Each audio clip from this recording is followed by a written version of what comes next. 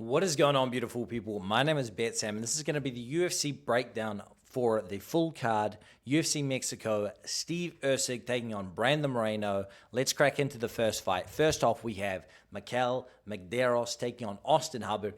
Listen, guys, Marquel Mederos, I'm going to keep these real short and sweet for you this week. Marquel Mederos is younger. He is improving. His striking is cleaner, and I think he is the overall better athlete.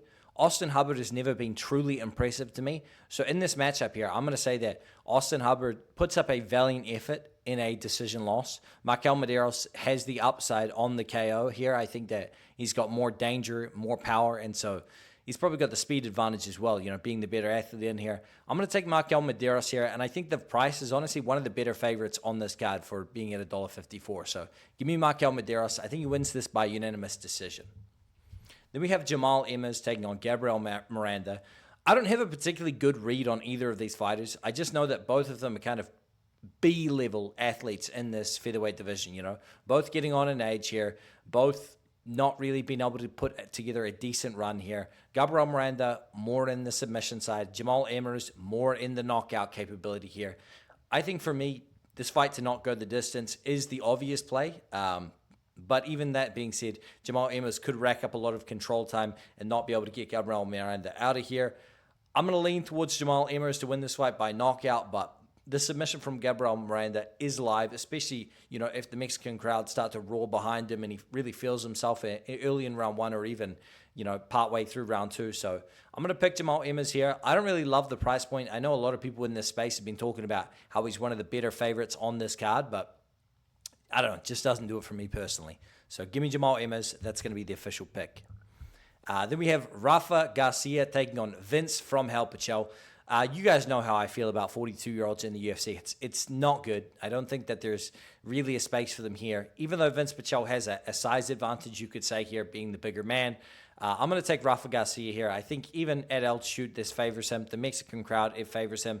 And I just think that he's a better athlete in here. So Rafa Garcia here. Honestly, the price to me does make sense. He's 30 years old, taking on a 42-year-old. Even though he got finished by Grant Dawson in his last outing, Grant Dawson beats the piss out of Vinc Pichel, blows the doors off him. So give me Rafa Garcia to win this one by either knockout or decision. Then we have Loopy Godinez taking on Julia Polastri.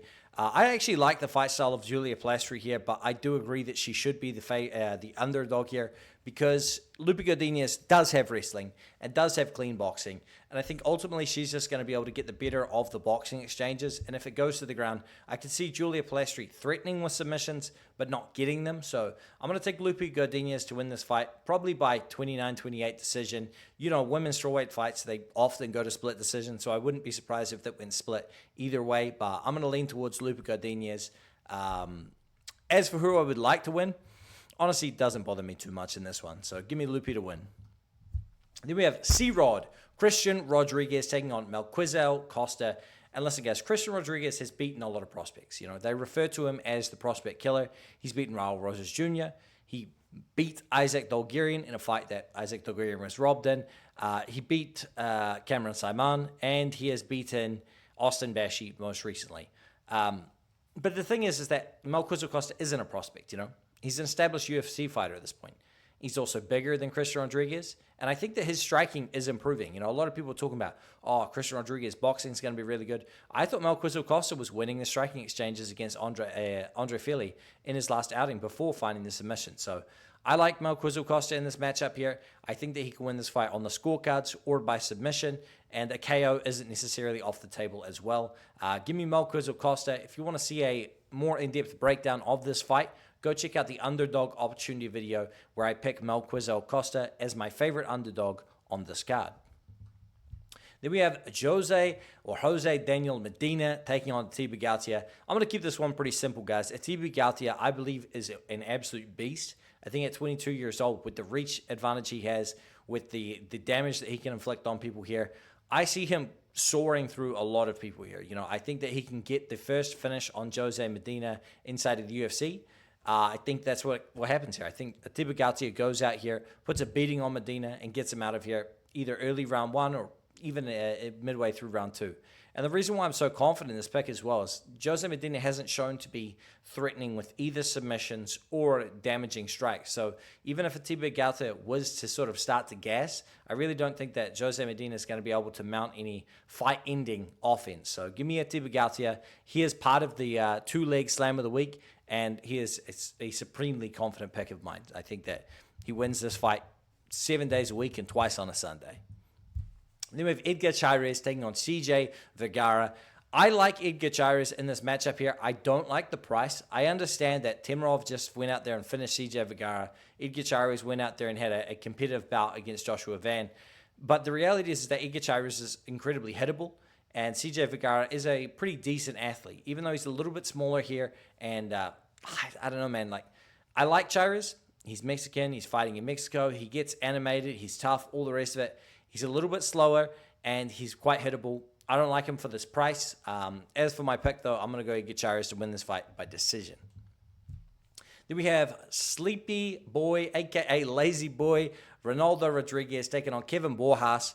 I think Kevin Borjas is not UFC level, and I think that even though Ronaldo Rodrigues is a little bit slower here, I think he's going to be able to get his hands going. I think he's going to be able to get some takedowns going, and he could possibly find a submission as well. I really liked the heart, the determination, and the will to win, and his just dead set focus in his fight against Ode Osborne at the Sphere. So give me Ronaldo Rodrigues here. I think that he's a very formidable competitor. Then we have David Martinez taking on Simon Oliveira. David Martinez has fantastic footwork and great low kicks, and I think that's enough to beat Simon Oliveira. I really do. I think that between Simon Oliveira's terrible takedown attempts and his willingness to sort of throw spinning attacks, throw wild stuff, exhaust himself, is going to be enough for David Martinez to win this fight. I think that David Martinez's price is very fair, and I think that this should be a very clear and easy victory for him, as long as he sticks to the sort of style that he was running in his other matchups. Then we have Raul Rosas Jr. versus Vince Morales. I think Raul Rosas Jr. has a very clear path to victory here, both in the grappling and the striking.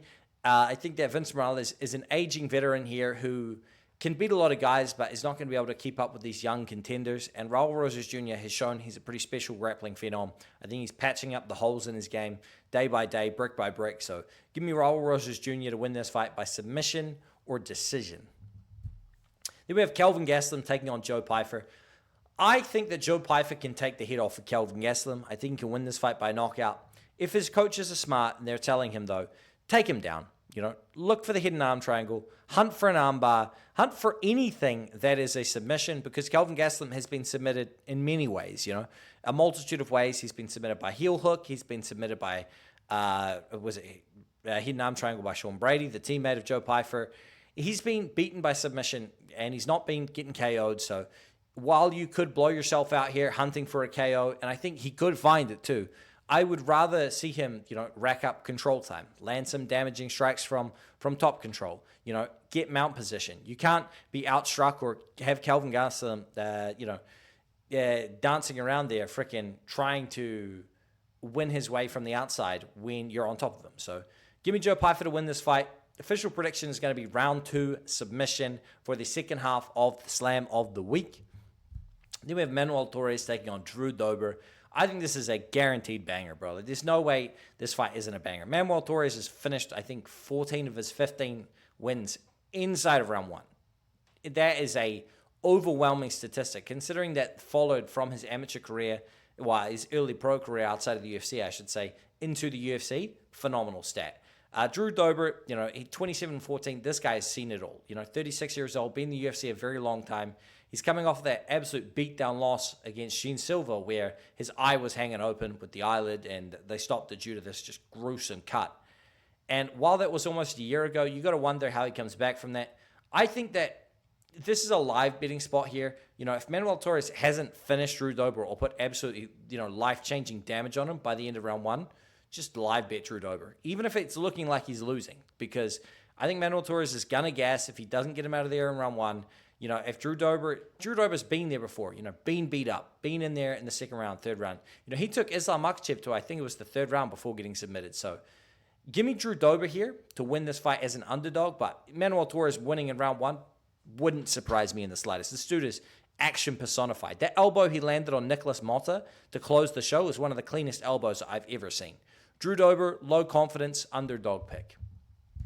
Then for the main event here, Brandon Moreno taking on Steve Erceg. Listen, guys, I think that Brandon Moreno is an exceptional fighter. He's a former, world title holder, UFC champion, put on some of the greatest fights the flyweight division has ever seen.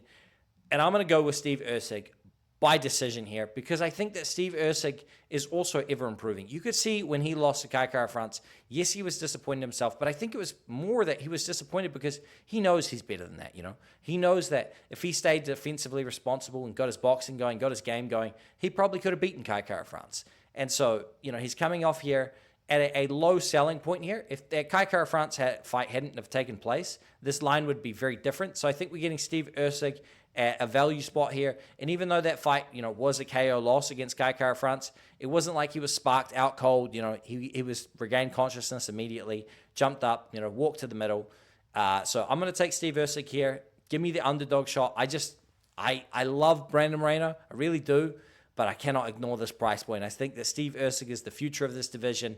I don't see Brandon Moreno making his way back to the title again. Give me Steve Erceg. Give me the Australian, the underdog, to get back on track, win this fight by decision. Guys, that's going to be the full card breakdown. If you want to see my picks for this card, sign up to We Want Picks. There's a link in the description of this video, WeWantPicks/BetSam. Code BetSam for 10% off.